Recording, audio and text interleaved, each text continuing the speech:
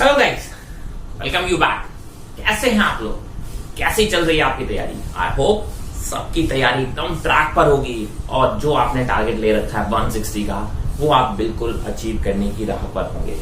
और अगर आप इसी तरीके से लगे रहे तो डेफिनेटली करेंगे, इसमें कोई भी डाउट नहीं है। तो अभी तक अगर आप बात करें हम क्या क्या चीजें कवर कर चुके हैं, हमने motion in straight line cover कर लिया है, हमने मोशन इन प्लेन कवर कर लिया है, जितनी भी थ्योरी पोर्शन था उसका। तो आज की बात जो होने वाली है वो आज की बात होने वाली है मोशन इन प्लेन के जो प्रीवियस ईयर नीट क्वेश्चंस हैं उनको हम डिस्कस करेंगे। उसके साथ ही कुछ और क्वेश्चन जो नीट में अभी तक नहीं आए हैं बट उस टाइप के क्वेश्चंस हमको एटलीस्ट सॉल्व करना आना चाहिए, तो हम उन क्वेश्चंस की बात करेंगे। तो क्लास शुरू करने से पहले बस एक ही बात बोलूंगा कि जैसे अर्जुन ने आपकी बोलते हैं कि अर्जुन की तरह बस लगे रहो कि आपको सिर्फ और सिर्फ एक ही लक्ष्य देखना चाहिए, दैट इज 160। उसके अलावा कुछ भी नहीं। लाइफ में क्या चल रहा है, वर्ल्ड में क्या चल रहा है, इंडिया में क्या चल रहा है, आपके सोशल मीडिया पे क्या चल रहा है, इन सबसे एकदम दूर रहना है और बस अपने फोकस पे अड़े रहना है। अगर आप अपने फोकस पे अड़े रहे definitely 160 marks physics, neat and doctor, ये तीन चीजें आपके हाथ में होगी। मैं आपको बोल रहा हूं बार बार, दिन में 3 बार आप अपने आप को रिमाइंड करा सकते हैं कि सर अगर आप इसी तरीके से लगे रहे, इसी तरीके से आपने एफर्ट डालते रहे, इसी तरीके से मेहनत करते रहे तो डेफिनेटली आपको डॉक्टर बनने से कोई नहीं रोक सकता। 160 मार्क्स अचीव करने से कोई नहीं रोक सकता। और मुझे मालूम है कि आप लोग ऐसे ही लगे रहेंगे और इसी तरीके से मेहनत करते रहेंगे और डेफिनेटली मुझे डॉक्टर बनकर दिखाएंगे और एक दिन मुझे मैसेज करेंगे सर बन गया मैं डॉक्टर। ठीक है, I am waiting for that message for sure. कई लोगों के मैसेज मैं एक्सपेक्ट करता हूं, जितने भी लोग मेरे इस कोर्स को फॉलो करते हैं। मैं तो कहता हूं 100% लोगों से मैं एक्सपेक्ट करता हूं जो रिलीजियसली इस कोर्स को फॉलो कर रहे होंगे, जो रिलीजियसली प्रैक्टिस कर रहे होंगे, जो रिलीजियसली एफर्ट डाल रहे होंगे, डेफिनेटली मैं कहता हूं कि सर वो किसी न किसी दिन मेरे को आके मैसेज करेंगे कि सर डेफिनेटली सिलेक्शन हो गया है। तो my name is Vivek Singh Rathore and let's start this class. तो in this class we are going to solve few problems. सबसे पहले हम उन क्वेश्चंस की बात करेंगे जो हमारे नीट में आ चुके हैं। ठीक है, सारे क्वेश्चन देखेंगे और आपको पता चलेगा कि सर कितने बेसिक्स और कितने सिंपल क्वेश्चंस आए हुए हैं नीट में। ठीक है, तो सबसे पहले हम बात करेंगे क्वेश्चन जो कि 2019 में आया हुआ है। तो ये रहा आपका question. A particle moving with velocity v is acted by 3 forces shown by the vector triangle PQR, the velocity of the particle is। तो यहाँ पे अगर आप देख रहे होंगे 3 वेक्टर्स दे रखे हैं। उसने बोला कि ये 3 वेक्टर्स किसी एक पार्टिकल पर लग रहे हैं जिसकी वेलोसिटी v है। ठीक है, अगर हम इनको देखें तो ये एक साइक्लिक मैनर में लग रहे हैं। अगर हम बात करें p वेक्टर, ठीक है, sorry p vector, q vector and r vector एक साइक्लिक फॉर्म में लग रहे हैं। जरा देखिए इस बात को, कुछ इस तरीके से लग रहे हैं कि सर ये जो 1 vector, 2 vector, 3 vector p q r। तो ये p वेक्टर ऐसे लग रहा है, q ऐसे लग रहा है, r ऐसे लग रहा है। तो आपको बताना है कि सर इन फोर्सेस की वजह से वेलोसिटी पे क्या इफेक्ट पड़ेगा, इन फोर्सेस की वजह से वेलोसिटी पे क्या इफेक्ट पड़ेगा। तो आपको देखना चाहिए कि सर ये तीनों ही क्या बना रहे हैं। देखिए 1 2 3। तो अगर मैं कोई भी 2 वेक्टर्स उठा लूं, मैंने कहा सर ये वाले वेक्टर्स उठा लेता हूं, ये 1 वेक्टर 2 वेक्टर, अगर इनका रिजल्टेंट लेता तो किधर आता है, इस डायरेक्शन में आता है ऐसे, triangle of vector addition. But third vector है एग्जैक्टली जस्ट इसके ऑपोजिट। और जब भी आप ऐसा कह सकते हो कि एक साइक्लिक प्रोसेस में सारे रिजल्टेंट जब भी सारे वेक्टर्स एक साइक्लिक प्रोसेस में अगर अरेंज हो जाएं, एक क्लोज्ड आप बोल सकते हो पॉलीगन बना दें, तो उनका जो रिजल्टेंट आता है वो कितना आता है, 0। आप चाहो तो ऐसे कह दो या फिर आप कहोगे देखिए ये QR वेक्टर और RP वेक्टर का जो रिजल्टेंट आता है वो कैसा आता है, ऐसा आता है। बट जो थर्ड वेक्टर है PQ vector, that is acting just opposite and equal in magnitude. तो मतलब इन दोनों का जो रिजल्टेंट है वो PQ के इक्वल एंड ऑपोजिट है। मतलब नेट आप बोल सकते हो दोनों को, जब आप PQ के साथ आप रिजल्टेंट लोगे तो रिजल्टेंट कितना आएगा, 0। तो जब नेट 4 0 मतलब नेट एक्सेलरेशन 0 और नेट एक्सेलरेशन 0 मतलब वेलोसिटी में कोई भी चेंज नहीं आएगा। सो इतना डिफिकल्ट क्वेश्चन 2019 में पूछा गया, वेक्टर से डायरेक्ट क्वेश्चन पूछा गया। आप ये देखिए कितना डिफिकल्ट था क्वेश्चन। लोगों से ये भी नहीं बनता, क्यों? क्योंकि हमको बेसिक कंसेप्ट नहीं आते और हमने प्रैक्टिस नहीं की होती है। मैं कहता हूँ बेसिक कंसेप्ट सीख लीजिए और प्रैक्टिस कर लीजिए, क्वेश्चन बनने ही बने। नीट बहुत सिंपल क्वेश्चन पूछता है, बहुत सिंपल क्वेश्चन पूछ रहा है और जब से एंटी आ गया मैं तो कहता हूँ और सिंपल होते चले जा रहे हैं क्वेश्चन। ठीक है, तो इस साल भी हम एक्सपेक्ट करेंगे बहुत सिंपल से क्वेश्चंस की। तो ये तो था। Let's move on to the next question जो कि 2019 में ही आया हुआ है, एक और क्वेश्चन। तो दूसरा क्वेश्चन क्या है, 2 particles A and B are moving in uniform circular motion in concentric circles of radius RA and RB with speed VA and BV respectively. Their time period of rotation is the same. Then the ratio of the angular speed of A to that of B will be। ठीक है, video को pause कीजिए, question को try कीजिए and then solution देखिए। ठीक है। तो इसने क्या बोला है कि सर दो पार्टिकल्स हैं जो कि सर्कुलर मोशन कर रहा है, एक पार्टिकल सर्कुलर मोशन ऐसे कर रहा है और दूसरा ऐसे, को सेंट्रिक पाथ है, ठीक है, मतलब दोनों ही पाथ का सेंटर कैसा है, सेम है। एक का रेडियस बोला है आर ए है और दूसरे का रेडियस कितना है, आर बी है, ठीक है। आप बोलते हैं दोनों के ही टाइम पीरियड कैसे दे रखे हैं, जो टाइम पीरियड है वो दोनों के ही टाइम पीरियड कैसे दे रखे हैं, सेम दे रखे हैं, ठीक है। मैं इसको डायरेक्ट क्वेश्चन देखिए, फिर से आप बोलेंगे वर्बली क्वेश्चन सॉल्व हो जाता है। इसने क्या बोला कि दोनों की वेलोसिटी दे रखी है वी ए और वी बी, दोनों की वेलोसिटी भी क्या दे रखी है, V A and V B. Condition आपको दे रखी है टाइम पीरियड सेम है। टाइम पीरियड सेम का मतलब क्या है, दोनों ही सेम टाइम में सेम आप बोल सकते हो एक साइकिल कंप्लीट कर रहे हैं। जब भी एक साइकिल कंप्लीट कर रहे हैं वो भी तब आपको इनको जो टाइम लग रहा है वो सेम लग रहा है। इसका मतलब दोनों ही सेम टाइम में 360 डिग्री एंगल ट्रेस कर रहे हैं, राइट। आप बोलते हो कि सर एक सर्कल कंप्लीट करने का मतलब क्या है, सर एक सर्कल कंप्लीट करने का वापस से जो टोटल एंगल आप ये जो रेफरेंस लाइन है वो कितना एंगल मूव करके आई, 360 डिग्री। दोनों ही सेम टाइम में एक साइकिल कंप्लीट कर रहे हैं, मतलब दोनों ही सेम टाइम में सेम एंगुलर डिस्प्लेसमेंट ट्रैवल कर रहे हैं, दैट इज 360 डिग्री। तो आप बोल सकते हो कि सर ओमेगा कैसा है, दोनों का सेम है। आप ऐसे भी कह सकते हो जो T equal to T B है और टी ए और टी इक्वल टू, तो आप क्या बोल सकते हो, T A is equal to क्या होता है 2 pi by omega, A is equal to 2 pi by omega B. आप ऐसे भी देख सकते हो, तो आप बोल सकते हो sir omega equal to omega B. और यही पूछा है कि what is the ratio of their angular velocity. Wow what a difficult question. इतना डिफिकल्ट क्वेश्चन शायद हमसे सपने में भी ना बने, और आई कैन से दैट कि हमसे सपने में भी बन जाए। उसने यही बोला है कि sir the ratio of the angular speed of A to that of B will be, so that will be 1:1, ठीक है। Let's move on to the next problem है जो कि 2017 का क्वेश्चन है। अच्छा क्वेश्चन है और बहुत सिंपल सा क्वेश्चन है, जरा देखते हैं क्या है question. The x and y coordinates of the particle at any time are x is equal to 5t minus 2t square and y equal to 20 respectively, where x and y are in meters and t in seconds. The acceleration of the particle at t equal to 2 seconds is 2017 का question है। Video को pause करें, question को try करें। I am telling you that's a very simple question, आप बड़े आराम से कर पाएंगे। एंड देन सोल्यूशन देखें। तो सोल्यूशन देखते हैं, मैंने कहा सोल्यूशन देखते हैं। सोल्यूशन की बात अगर हम करें तो भाई x is equal to 5t minus 2t square जबकि y is equal to 10t। Same question हमने किया हुआ है, अगर आपको याद हो हमने लास्ट लेक्चर में जब हमने बात की थी जनरल मोशन इन 2 डायमेंशन की, तो हमने सिमिलर क्वेश्चन कर रखा है। तो बहुत ही इजी सा क्वेश्चन है, नीट में आया हुआ क्वेश्चन है। आपने बोला कि सर मुझसे पूछा है एक्सेलरेशन बताना है कितना होगा at t equal to 2 second पे। डेटा को हाईलाइट जरूर कर लिया करें जैसे जैसे क्वेश्चन पढ़ा करें। तो मुझसे पूछा है एक्सेलरेशन की वैल्यू कितनी होगी, t इक्वल टू 2 सेकंड पे, राइट, यही पूछा हुआ है। हाँ, तो हमने कहा चलो अच्छी बात है। मैंने कहा एक्सेलरेशन के लिए क्या करोगे, पहले वेलोसिटी निकाल लो। ये 2 डायमेंशन मोशन है, x की अलग निकाल लो, y की अलग निकाल लो, ऐसे x का एक्सेलरेशन अलग निकाल लो, y का एक्सेलरेशन अलग निकाल लो, देन रिजल्टेंट ले लेंगे। मैंने कहा अगर मैं vx की बात करूं तो क्या होगा, dx by dt, क्या होगा dx by dt, so that is equal to 5 minus 4t। देखिए कितना बेसिक सा डिफरेंशिएशन है। नीट हमेशा सिंपल से डिफरेंशिएशन पूछती है। अगर मैं सिमिलरली vy की बात करूं तो vy कितना आ रहा है 10। अगर मैं x की बात करूं तो x आ रहा है, देखिए फिर से आप बोलोगे dv by dt, और dv by dt का मतलब कितना हो गया -4, और ay की अगर हम बात करें तो कितना आ रहा है 0। तो भैया नेट एक्सेलरेशन क्या होता है, सर नेट एक्सेलरेशन होगा ax प्लस ay, ऐसी तो होता है, बट ये क्वांटिटी कितनी है 0 है, तो मतलब a की वैल्यू x के बराबर दैट इज -4 मीटर पर सेकंड स्क्वायर। कितना टाइम लगेगा, 10 से 20 सेकंड में इसका आंसर आएगा।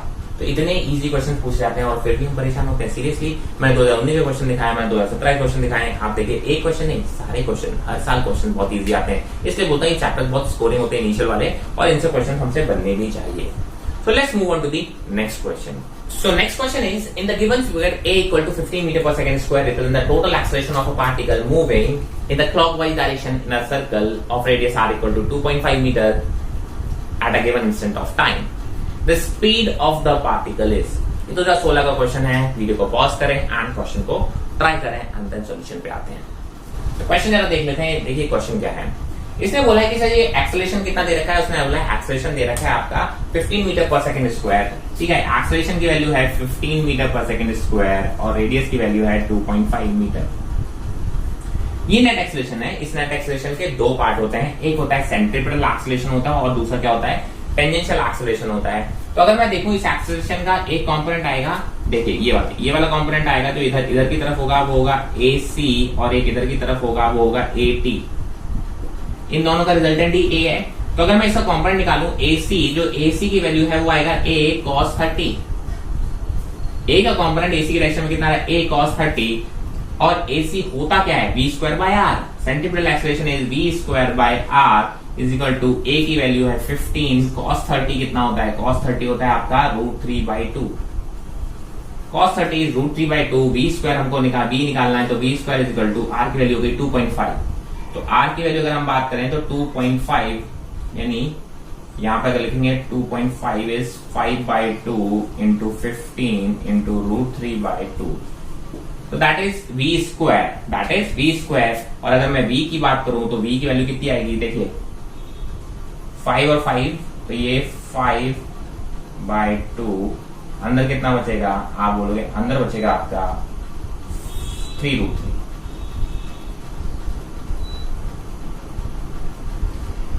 इसको सॉल्व करेंगे, हम कैलकुलेट करके लाएंगे, तो जो भी वैल्यू आएगी आप उसे कैलकुलेट करके देखें। देखिए क्वेश्चन कितना सिंपल, बहुत ही अच्छा क्वेश्चन। देखिए यूनिफॉर्म सर्कुलर मोशन या नॉन यूनिफॉर्म सर्कुलर मोशन से एक क्वेश्चन आ जाता है जनरली, मैं आपको बताऊं, ये 2016 का क्वेश्चन है और बहुत ही बेसिक क्वेश्चन है, जिसको एक्सेलरेशन के बारे में ज्यादा डिटेल नहीं होगी, एसी और एटी के बारे में ज्यादा डिटेल नहीं होगी, नेट एक्सेलरेशन के बारे में ज्यादा डिटेल नहीं होगी, वो इस क्वेश्चन को नहीं कर सकता। और जिसको ये बेसिक कंसेप्ट पता होगा उसके लिए क्वेश्चन में कोई भी कुछ भी चीज नहीं बचता है। ठीक है, फिर से बोल रहा हूं, देखिए every year questions are very easy. So let's move on to the next question. Next question is, if the magnitude of sum of two vectors is equal to the magnitude of difference of the two vectors, the angle between these vectors is। इसको solve क्या करना है, ये आपके special case में मैंने already लिखवा रखा है। इसने क्या बोला कि अगर दो वेक्टर्स हैं, दो वेक्टर्स के जो एडिशन का मैग्नीट्यूड है और सब्ट्रैक्शन का मैग्नीट्यूड है, तो बताइए दोनों वेक्टर्स के बीच का एंगल कितना होगा। सर ये स्पेशल केस में मैंने लिखवा रखा है, आपको पता होना चाहिए कि सर 90 डिग्री के केस में एडिशन और सब्ट्रैक्शन का जो रिजल्टेंट होता है वो सेम मैग्नीट्यूड का होता है, फिर तो कुछ बचता ही नहीं है ना। इस क्वेश्चन को मैं सॉल्व किया करूं, ये भी 2016 का क्वेश्चन है, तो इतने इजी क्वेश्चन आते हैं, आप देखते जाइए। फिजिक्स बहुत इजी आती है नीट में यार, आप परेशान मत हुआ कीजिए, परेशान रहते हैं फिजिक्स में से बन नहीं रही, फिजिक्स में से बन नहीं रही, फिजिक्स बहुत बेसिक आती है, प्रैक्टिस करके तो देखिए, आप चीजों को पढ़ के तो देखिए, डरते रहेंगे तो नहीं हो पाएगा, डर भगा के तो देखिए, डर के आगे जीत है। ठीक है, let's move on to the next question. So next question is, the particle moves so that this its position vector is given by r is equal to cos omega t x cap plus sin omega t y cap, where omega is a constant. Which of the following is true? And there are 4 statements. Again, this is NEET 2016 का question है and बहुत अच्छा question है। मैं इसको बोलूंगा कि आप बहुत अच्छा क्वेश्चन है, आप इस टाइप के क्वेश्चन अगर आते हैं तो बहुत अच्छी बात है। हाँ, बहुत ही सिंपल सा क्वेश्चन है, हालांकि एक बार आपको करा देता हूं। मैंने कहा सर जो पोजीशन वेक्टर है वो कुछ ऐसा दे रखा है, cos omega T x cap बोल दिया है, आप इसको आई कैप भी बोल सकते हो, और साइन ओमेगा टी जे कैप। ठीक है, मैं प्रॉपर मेथड से बता देता हूं, आगे से फिर आप याद भी रखेंगे। मैंने कहा अगर मैं इसकी वेलोसिटी निकालने जाऊं, क्योंकि वेलोसिटी और एक्सेलरेशन के बारे में स्टेटमेंट पूछा हुआ, तो वेलोसिटी निकाल लीजिए। मैंने कहा velocity will be D R by D T, that is minus omega sine omega T x cap plus omega cos omega T J cap. तो ये जो डिफरेंशिएशन है वो चेन रूल वाले डिफरेंशिएशन है, मैंने चेन रूल के लिए ऑलरेडी एक वीडियो बना रखा है ऑलरेडी बहुत पहले। ठीक है, जिसको भी चेन रूल में अगर कोई प्रॉब्लम है तो डेफिनेटली उसको पढ़ लें, क्योंकि हाँ बेसिक क्वेश्चन कभी चेन रूल के आ जाते हैं। ठीक है, सिमिलरली अगर मैं एक्सेलरेशन की बात करूं तो एक्सेलरेशन कितना हो जाएगा, सर एक्सेलरेशन हो जाएगा आपका डीवी बाई डी टी, मतलब इसको एक बार और डिफरेंशिएट कर दो तो that will be equal to minus omega square cos omega T x cap plus की जगह पे फिर यहाँ पे क्या हो जाएगा, minus omega square sine omega T जे कैप। अगर आप इसको सॉल्व करें, माइनस ओमेगा स्क्वायर कॉमन ले लें तो ये बचेगा cos omega T x cap plus sine omega T J cap, that is minus omega square r vector. ये आपका आ गया acceleration. Sir minus omega square r, अगर आपको थोड़ा सा भी याद हो एक्सेलरेशन का, अगर माइनस ओमेगा स्क्वायर आए तो ये सेंट्रीपिटल एक्सेलरेशन जैसा फॉर्मूला बन रहा है, राइट। इसका मतलब ये क्या है सर, ये आप बोल सकते हो कि sir this is basically circular motion, uniform circular motion की बात हो रही है। ठीक है, तो अच्छा, अब आप बोलोगे कि अगर यहां पे मैं बात करूं, स्टेटमेंट दे रखे हैं, मैं इसलिए बता रहा हूं कि जब एंगल्स वगैरह पता करना है तो आप इनको v डॉट आर लिखोगे। जब v dot are, dot product आपने वेक्टर्स में पढ़ा होता है, अगर v डॉट आर निकालोगे तो कितना आ जाएगा, 0। इसका मतलब इनके बीच का जो एंगल होगा, ठीक है, v डॉट आर अगर 0 आ रहा है, इसका मतलब इन दोनों के बीच का एंगल जो होगा वो होगा 90 डिग्री। और ये तो दिख ही रहा है, acceleration is opposite to the r vector. तो अगर आप यूनिफॉर्म सर्कुलर मोशन की तरह बात करें, मैंने कहा सर एक्सेलरेशन किधर है, ये आप बोलते हैं आर वेक्टर इधर की तरफ हो, सेंटर से इधर, तो आप बोले एक्सेलेरेशन किधर आएगा, सेंट्रीपिटल एक्सेलेरेशन देखिए ऑपोजिट है ना, आर वेक्टर के ऑपोजिट, माइनस साइन की बात कर रहा है, ठीक है। और ओमेगा स्क्वायर आर वाला फॉर्मूला आपको पता है यूनिफॉर्म सर्कुलर मोशन का है। दूसरा आप बोलते हो कि आर वेक्टर और वी वेक्टर कैसे हैं, परपेंडिकुलर हैं, अगर आप देखेंगे तो ये कब होता है, यूनिफॉर्म सर्कुलर मोशन की। मैंने कहा अगर इस फॉर्मेट की बात करें, इस फॉर्मेट में कभी भी जब आपका ये मैग्नीट्यूड देखिए, ये तो एक साइन होगा तो एक कॉस होगा, और यहाँ पे इसके आगे इसका जो कोफिशिएंट है वो सेम हो, वो कोई भी कोफिशिएंट हो सकता है, यहाँ पे ए हो सकता है तो ए होगा, बी होगा तो बी होगा, अगर इनके कोफिशिएंट सेम हो, ठीक है। और कॉस ओमेगा टी एक टर्म है तो दूसरा साइन ओमेगा टी है, ऐसा भी हो सकता है कि यहाँ साइन ओमेगा टी हो, यहाँ कॉस ओमेगा टी हो। पोजीशन वेक्टर अगर इस फॉर्म में दिया गया है तो आप समझ जाइए कि सर वो जो मोशन है that is basically uniform circular motion. ये मैंने आपको प्रोसेस से बता दिया, मतलब शॉर्ट ट्रिक भी आपको बता दी। अगर इस फॉर्म में कभी भी पोजीशन वेक्टर आपको मिल रहा है, फॉर्म बता दी सर, एक साइन कुछ एंगल, एक कॉस कुछ एंगल, और इनके जो कोफिशिएंट होंगे वो कैसे, इनके आगे यार यहाँ पे 1 है दोनों केस में, ये अगर दोनों सेम है, और ये एक्स कैप और जे कैप या आई कैप और जे कैप हो, या एक्स कैप और वाई कैप है, सॉरी, ठीक है, एक ही बात है, यहाँ वाई कैप है। तो आप बोलते हो जब इस फॉर्मेट में होगा तो समझ जाना कि सर ये कंडीशन तो होंगी, और ये कंडीशन किसके लिए होती है, यूनिफॉर्म सर्कुलर मोशन के लिए होती है। तो इसलिए आप डायरेक्टली आंसर्स भी उस तरीके से कर सकते हैं। तो ये अच्छा क्वेश्चन था, और यूनिफॉर्म सर्कुलर मोशन से हमेशा मैं बोलता रहा हूं कि सर क्वेश्चन या तो प्रोजेक्टाइल से आ जाते हैं या यूनिफॉर्म सर्कुलर मोशन से, और कभी कभी वेक्टर से डायरेक्ट क्वेश्चन आ जाते हैं, ठीक है। इसके अलावा क्वेश्चन जनरली अभी तक आए नहीं है, तो हमेशा उस टाइप के क्वेश्चन हम करते हैं, और जो अच्छे क्वेश्चन बने हैं वो यूनिफॉर्म सर्कुलर मोशन से ही बने हैं, बेसिक लेकिन काफी अच्छे। तो आप बोल सकते हैं यूनिफॉर्म सर्कुलर मोशन डेफिनेटली काफी इंपॉर्टेंट चैप्टर हो जाता है या टॉपिक हो जाता है, ठीक है। So let's move on to the next question. So the next question is a particle of mass 10 gram moves along a circle of radius 6.4 centimeter with a constant tangential acceleration. What is the magnitude of this acceleration if the kinetic energy of the particles becomes equal to 8 into 10 to the power minus 4 joule by the end of the second revolutions after the beginning of the motion?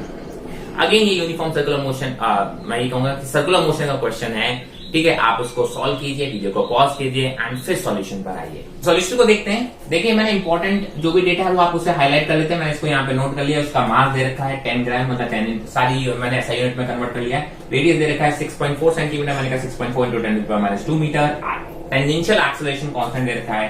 Tangential acceleration होता है rate of change of speed, linear speed का rate of change होता है, ठीक है। यानी speed को घटाने या बढ़ाने की बात करें तो ये आप बोलोगे एक्सेलरेशन कैसा होता है, कांस्टेंट। और काइनेटिक एनर्जी इनिशियल कितनी दे रखी है, 0, क्योंकि रेस्ट से स्टार्ट हो रहा है, और उसने बोला 2 रेवोल्यूशन के बाद, ठीक है। तो आप बोलते हैं 2 रेवोल्यूशन के बाद मतलब जो डिस्प्लेसमेंट है, या आप बोलते हैं डिस्टेंस जो ट्रेवल होगी 2 रेवोल्यूशन के पास, एक रेवोल्यूशन में डिस्टेंस होती है 2 पाई आर। आप बोलते हैं 2 रेवोल्यूशन में कितना हो जाएगा, 4 into 2, 4 pi r, sorry, correct, क्योंकि डिस्टेंस कितनी ट्रेवल किया उसने, आप बोलते हो कि सर 2 पाई आर की जगह पे 4 पाई आर, क्योंकि 2 रेवोल्यूशन हो रखे हैं।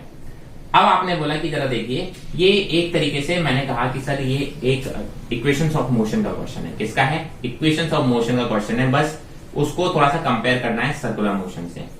ये मोशन एक तरीके से क्या है, आप सर्कुलर मोशन की जगह पे आप स्ट्रेट लाइन मोशन बोल सकते हो। स्ट्रेट लाइन मोशन बोलेंगे, इनिशियल स्पीड कितनी है 0, फाइनल वेलोसिटी को दे रखी है, और एक्सेलरेशन उसका कैसा दे रखा है, कांस्टेंट, और डिस्टेंस दे रखी है कितनी, 4 पाई आर। तो मैं इक्वेशन ऑफ मोशन से कंपेयर करके, स्ट्रेट लाइन मोशन से कंपेयर करके सॉल्व कर रहा हूं, ठीक है। बहुत ही इजी तरीके से हो जाएगा, ठीक है। एक्सेलरेशन कांस्टेंट दे रखा है, इसलिए मैं यूनिफॉर्म मोशन की इक्वेशन लगा सकता हूं। एक्सेलरेशन कांस्टेंट होना कंपलसरी है। यहां से बस स्पीड और निकाल लो। आपने बोला कितना होता है, half m into v square, ठीक है। मैंने कहा सर जरा देखिए, 2 इधर आ जाएगा, m की वैल्यू दे रखी है, इसको सॉल्व करेंगे तो कितना हो जाएगा, ये 8 इंटू 10⁻⁴ इंटू 2, मास की वैल्यू रख दो कितनी, 10 into 10⁻³ is equal to v square, ठीक है। तो भाई आप चाहो तो इसको सॉल्व कर लीजिए, और मैं कहूंगा 16 इंटू ये यहाँ पे कितना है 10⁻², ऊपर जाएगा 10⁻+2, तो 10⁻² is equal to v square, ठीक है। अब आप जरा देखिए इक्वेशन ऑफ मोशन कौन सा है। मेरे पास फाइनल वेलोसिटी है, इनिशियल स्पीड है, ठीक है, एक्सेलरेशन है और डिस्टेंस है, या आप उसे लीनियर मोशन से अगर मैं कंपेयर करूं तो डिस्प्लेसमेंट है। तो आप बोलोगे सर मैं कौन सा लगा दूं, v square is equal to u square plus 2as, ठीक है। आप इस तरीके से लगा सकते हैं। और आपको क्या फाइंड आउट करना है, सर आपको बताना है मैग्नीट्यूड ऑफ दिस एक्सेलरेशन, मतलब ए फाइंड आउट करना है, ठीक है। तो मैंने कहा फाइनल वेलोसिटी कितनी है 16 into 10 to the power minus 2, v square की वैल्यू कितनी है 16 into 10 to the minus 2, u square कितना है 0 प्लस 2, एक्सेलरेशन हमको फाइंड आउट करना है, और जो डिस्प्लेसमेंट यहां पे रखोगे आप 4 into pi into r 6.4 into 10 to the power minus 2, ठीक है।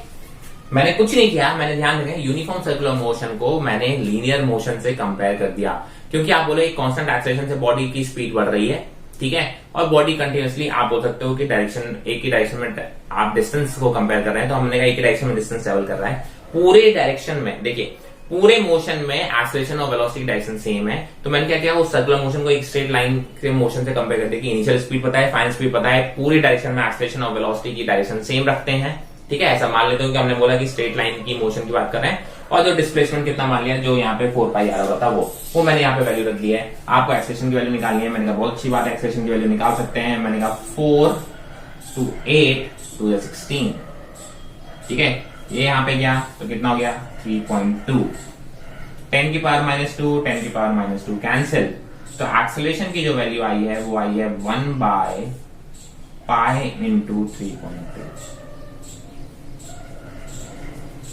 1 बाय पाई इंटू 3.2, और इसको सॉल्व करेंगे तो आपका आंसर आ जाएगा, जो भी आएगा आपकी वैल्यू, इसको आप कैलकुलेट कर लेंगे और आपकी वैल्यू बड़े आराम से आ जाएगी, ठीक है।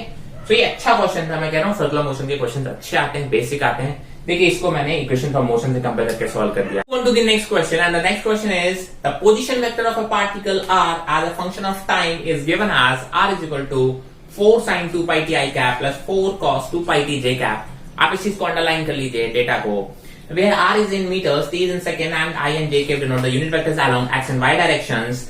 Which one of the following statement is wrong for the motion of particle? ठीक है, तो बेसिकली आपने 4 स्टेटमेंट दे रखे हैं, और अभी अभी जस्ट हमने कुछ देर पहले एक क्वेश्चन सॉल्व किया था जिसका पोजीशन वेक्टर इस फॉर्मेट में, देखिए एक आप बोल सकते 4 sin 2 pi t I cap plus 4 cos 2 pi t j cap, दोनों के आप देखिए कोफिशिएंट सेम है, ठीक है, आई कैप और जे कैप के फॉर्मेट में सेम पोजीशन वेक्टर है, मतलब ये कौन सा मोशन रिप्रेजेंट कर रहा है, ये यूनिफॉर्म सर्कुलर मोशन रिप्रेजेंट कर रहा है। तो यूनिफॉर्म सर्कुलर मोशन को देखते हुए हम 4 स्टेटमेंट पढ़ेंगे, और उसमें जो भी आंसर सही होगा वो सही है, और गलत है तो गलत है। देखिए सिंपल पढ़ेंगे और आंसर आएगा। देखिए पहला, the path of the particle is a circle of radius r 4 metre, ठीक है। इसमें जो कोफिशिएंट होता है ध्यान रखेंगे, मैंने बोला था जो कॉस और साइन का कोफिशिएंट है वो रेडियस के बराबर होता है, इस चीज को ध्यान रखें। और इसमें आपको ये भी बताना है, अंडरलाइन कर लिया करें, जब भी रॉन्ग या इनकरेक्ट स्टेटमेंट पूछा जाए तो रॉन्ग और इनकरेक्ट स्टेटमेंट को हाईलाइट कर लिया करें, बिकॉज रॉन्ग या करेक्ट को हम हमेशा इनकरेक्ट को हम करेक्ट समझ के सॉल्व कर जाते हैं। तो पहला स्टेटमेंट जैसे बोला, कॉस और साइन के जो कोफिशिएंट होते हैं वो रेडियस के बराबर होते हैं उस यूनिफॉर्म सर्कुलर मोशन के, तो यस यहाँ पे 4 मीटर है कोफिशिएंट, तो आप बोलते हैं रेडियस कितना होगा 4 मीटर होगा। Acceleration vector is along minus r vector, exactly r vector अगर इधर है तो सेंट्रीपिटल एक्सेलरेशन इधर होता है, yes it is along the minus r vector, ये स्टेटमेंट भी आपका सही है। नेक्स्ट स्टेटमेंट क्या बोलता है, the magnitude of acceleration is v square by r where v is the velocity of the particle। I think this is also correct, centripetal acceleration का formula भी यही होता है। Fourth, magnitude of the velocity of the particle is 8 metre per second. आप बोलते हो कि magnitude कितना बोला जाए 8 मीटर पर सेकेंड। मैंने कहा मैग्नीट्यूड आप सॉल्व कर सकते हो, मैंने कहा मैग्नीट्यूड कैसे कर सकते हो, आपने बोला जो आर वेक्टर दे रखा है वो दे रखा है 4 sin ओमेगा टी, यहाँ पे ओमेगा की 2 पाई टी लिख रखा है, 2 pi T I cap plus 4 cos 2 pi T J cap. आप बोलोगे वेलोसिटी निकालने का तरीका है dr बाई dt, वेलोसिटी आप फाइंड आउट कर सकते हो, दैट इज इक्वल टू, जरा देखें 4 into 2 pi cos of 2 pi T I cap, फिर से वही निकालेंगे 4 इंटू यहाँ पे माइनस आ जाएगा 2 pi into sine 2 pi T जे कैप। आपने बोला कि सर ये आ गया मेरा, तो आई कैप का जो कोफिशिएंट होता है प्लस जे कैप का जो कोफिशिएंट होता है उसके स्क्वायर को आप क्या कर सकते हो, मैग्नीट्यूड निकालने का तरीका आपको पता है ना, A I cap plus B J cap दे रखा है तो अंडर रूट ऑफ ए, तो आप बोलोगे 4 square into 2 pi square into cos square 2 pi T plus 4 square into 2 pi square into sine square 2 pi T, ठीक है। इसका अंडर रूट देखिए 4 स्क्वायर बाहर आएगा तो 4 होगा, 2 पाई इसका होल स्क्वायर बाहर आएगा तो 2 पाई स्क्वायर की जगह पे 2 पाई हो जाएगा। अंदर बचेगा cos square 2 pi T plus sign square 2 pi T, कितना होता है 1। ठीक है, अंदर जो बचेगा वो कितना आएगा sign square 2 pi T plus cos square 2 pi T, जिसकी वैल्यू होती है 1। ये वैल्यू कितनी होती है 1। तो बेसिकली आप बोलोगे this is the magnitude and that is equal to 8 pi, not 8। तो the correct answer is 8 pi metre per second, but the statement में दे रखा है 8, so this is a wrong statement. So this is the wrong statement and this was the question. तो देखिए 3 statement मैंने बिना solve किए ही बता दिए थे, तो चौथा स्टेटमेंट गलत होना ही था। तो मैं तो सिर्फ आपको सॉल्व करके दिखा रहा हूं, वरना तो मैं क्या करता 10 सेकंड के अंदर ये क्वेश्चन सॉल्व करता। मुझे वहां तो यूनिफॉर्म सर्कुलर मोशन का था, पहला स्टेटमेंट सही है, दूसरा स्टेटमेंट सही है, तीसरा स्टेटमेंट सही है, मतलब चौथा स्टेटमेंट रॉन्ग है। मैं क्यों सॉल्व करूंगा? क्यों? क्योंकि आपको ये चीज आनी तो चाहिए, इसलिए मैंने आपको बता दिया। ठीक है, तो इसी तरीके से हम आगे बढ़ते हैं next question. So the next question is, a ship A is moving westwards with a speed of 10 km per hour and a ship B 100 km south of A is moving northward with a speed of 10 km per hour.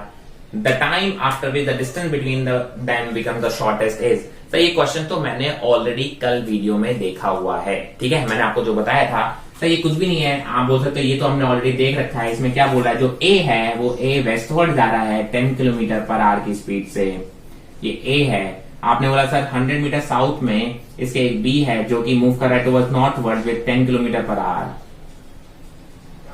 Correct. आपने बोला कि ये बताना है कि sir shortest, जब ये shortest ए और बी एकदम क्लोजेस्ट पहुंचेंगे तो कितने टाइम बाद क्लोजेस्ट पहुंचेंगे। ठीक है, the time after the distance between them become the shortest. तो मैंने क्या बोला था सर, ए को रेस्ट पे मान लो, किसी एक को रेस्ट पे मान लो, मैंने एक को रेस्ट पे मान लेता हूं। मैंने अगर एक को रेस्ट पे मानोगे तो क्या बोलोगे, velocity of B with respect to A will be equal to velocity of B minus velocity of A, so that is equal to velocity of B plus of minus of velocity of A. I hope this is very clear. ठीक है, तो आप बोलोगे sir इसका मतलब आप बोलोगे कि अगर मुझे वेलोसिटी ऑफ बी भी ए निकालनी है तो कैसे निकालोगे, वो वेलोसिटी ऑफ बी, ये हो गया velocity of B minus of velocity of A. A velocity इधर थी तो minus of velocity of A किधर हो जाएगा, इधर की तरफ। और इन दोनों का क्या चाहिए आपको, रिजल्टेंट चाहिए। तो इन दोनों का जो रिजल्टेंट आ रहा है वो इस डायरेक्शन में आ रहा है। ठीक है, this is velocity of B B A, मतलब ए को बी इस डायरेक्शन में चलता हुआ दिखेगा। क्योंकि ये दोनों मैग्नीट्यूड सेम है तो आप बोलोगे एंगल भी कितना होगा 45 डिग्री 45 डिग्री। तो मतलब आप बोलोगे कि जो ए को ये पार्टिकल बी किधर जाता हुआ दिखेगा, इधर जाता हुआ दिखेगा। और शॉर्टेस्ट डिस्टेंस पर कब आएगा, आप बोलोगे जब यहां से ये परपेंडिकुलर डिस्टेंस पर आएगा, मतलब ये। सो this is the shortest distance. ये एंगल आ रहा है आपको 45 डिग्री। आपको मालूम है सर ये डिस्टेंस कितनी होगी, आपको पता है जब ये वाली डिस्टेंस आपको 100 किलोमीटर दे रखी है तो ये डिस्टेंस कितनी होगी 100 cos 45, तो ये डिस्टेंस हो गई 100 cos 45, दैट इज 50√2 किलोमीटर। तो ये डिस्टेंस कितनी हो गई 50√2 किलोमीटर हो गई। और किस स्पीड से ट्रैवल हो रही है सर, ये वीबीए स्पीड से ट्रैवल हो रही है। किस स्पीड से ट्रैवल हो रही है, वीबीए स्पीड से ट्रैवल हो रही है। आप बोलोगे सर ये 10√2 है, सॉरी हाँ ये 10 किलोमीटर है, ये 10 किलोमीटर पर आ रहा है, तो इसका मैग्नीट्यूड कितना जाएगा 10√2 किलोमीटर पर आ जाएगा। क्योंकि दोनों वेक्टर्स के इक्वल का मैग्नीट्यूड के हैं और दोनों के बीच में एंगल कितना है 90 डिग्री। तो आपने √2 टाइम्स, याद है ना, कौन सा वाला सर, ये वाला, ये देखिए ये वाला मैंने आपको ऑलरेडी बता रखा है। तो होपफुली आपको याद हो कि सर ये 60 डिग्री, 90 डिग्री, ये 120 डिग्री और ये बनेगी। तो आप √0, √1, √2, √3, ठीक है। तो आपने बोला सर ये दोनों इक्वल वेक्टर के दोनों इक्वल मैग्नीट्यूड है और दोनों के बीच में एंगल कितना 90 डिग्री। तो आप बोलोगे सर जो मैग्नीट्यूड होगा वो √2 टाइम्स हो जाएगा, मतलब कितना हो जाएगा 10√2 टाइम्स हो जाएगा। तो आप बोलोगे इसका मैग्नीट्यूड कितना होगा 10√2 टाइम्स। और टाइम निकालें, कांस्टेंट वेलोसिटी से मूव कर रहा है इस डायरेक्शन में, तो आप लोग सारी चीजें रिलेटिव हैं। तो आप बोलोगे टाइम कितना हो जाएगा डिस्टेंस अपॉन स्पीड, तो 10√2 अपॉन स्पीड कितनी 10, ये cancel, that is 5r। Exactly ये क्वेश्चन हमने कल भी देखा था, मैंने आज फिर से रिवाइज करा दिया। ये आपका 2014 का क्वेश्चन, सॉरी 15 का क्वेश्चन है, ठीक है। तो आपने बोला था एक क्वेश्चन जो अच्छा सा आया था रिलेटिव वेलोसिटी का, वो ये क्वेश्चन आया हुआ था। बाकी आप सब देखिए यूनिफॉर्म सर्कुलर मोशन से कुछ अच्छे क्वेश्चन आए हैं। और अभी तक आप देखिए प्रोजेक्टाइल के भी क्वेश्चन आए हैं, इसका अंदर प्रोजेक्टाइल क्वेश्चन अब आएंगे। 2014-13 में काफी अच्छे क्वेश्चन आए थे प्रोजेक्टाइल के। So let's move on to the next problem. So the question is, a projectile is fired from the surface of the earth with a velocity of 5 meter per second and angle theta with the horizontal. Highlight this data. Another projectile fired from another planet with a velocity of 3 meter per second at the same angle follows the trajectory which is identical with the trajectory of the projectile fired from the earth. The value of the acceleration due to gravity on the planet is. ठीक है, video को pause करें, question को try करें, फिर solve करते हैं। मैंने कहा सर दो अलग अलग प्लैनेट पे प्रोजेक्टाइल को थ्रो किया गया है, दो अलग अलग प्लैनेट पे प्रोजेक्टाइल को थ्रो किया गया है अलग अलग स्पीड से। अर्थ की बात करें तो यू की वैल्यू जो दे रखी है वो दे रखी है आपकी 5 metre per second, if I am not wrong, 5 metre per second. और किसी प्लैनेट की बात करें तो दे रखी है वो 3 मीटर पर सेकेंड। एंगल दोनों में कितना दे रखा है, थीटा। उन्होंने बोला कि सर जो ट्रेजेक्टरी है वो एग्जैक्टली सेम है, तो आप बोलोगे मतलब रेंज हो गया, हॉरिजॉन्टल मैक्सिमम हाइट हो गया, ये सब कैसे दोनों केस में ही इक्वल है। बट यहाँ पे जो एक्सेलरेशन है वो अलग होगा और यहाँ पे एक्सेलरेशन कैसा होगा, अलग होगा। तो यही पूछा है कि अगर अर्थ के एक्सेलरेशन को हम 10 मीटर पर सेकेंड 9.8 मान लें, अगर अर्थ में कितना बोला है 9.8 मान लें, तो बताइए प्लैनेट पे कितना होगा। मैंने कहा एक काम करो, कोई भी दो चीजों को, चाहे वो मैक्सिमम हाइट को या फिर आप रेंज को इक्वेट कर दो। मैंने कहा सर यहाँ पे जरा देखिए, मैक्सिमम हाइट को इक्वेट कर देता हूँ। मैक्सिमम हाइट कितना, u y square by 2g, u y square by 2g। तो आपको पता है कि sir h is equal to क्या होता है, you y square by 2g। और यू वाई कितना होता है, यू साइन थीटा। तो आप बोलोगे यू स्क्वायर, अर्थ की बात करें, sine square theta upon 2 into G at earth, that is equal to U at planet का square sine square theta by 2 times of planet पे जी की वैल्यू। अब देखिए 2 से 2 कैंसिल, साइन स्क्वायर थीटा से साइन स्क्वायर थीटा कैंसिल, और U E की value आपको पता है। तो आपको पता है G P is equal to G E into U P square by you E square. Solve कर लेंगे तो that is equal to 9.8 into planet का स्क्वायर है 9 divide by 25। Solve this data and get the value, जो भी आपकी वैल्यू आएगी। So that will be the value of t p, right. Simple सा क्वेश्चन था, बट अच्छा क्वेश्चन था। थोड़ा डिफरेंस आप बोल सकते हो, सही क्वेश्चन आप नहीं बड़े आराम से एक्सपेक्ट कर सकते हो। बट आप कोई भी क्वेश्चन देखिए, टफ कुछ भी नहीं, इस क्वेश्चन में कुछ भी टफ नहीं था, बहुत सिंपल सी बात थी। अगर आपने फिगर बना लिया, क्वेश्चन को समझ लिया, इंपॉर्टेंट डेटा को हाईलाइट कर लिया, तो हार्डली 30-40 सेकंड में आप इस क्वेश्चन को कर पाएंगे।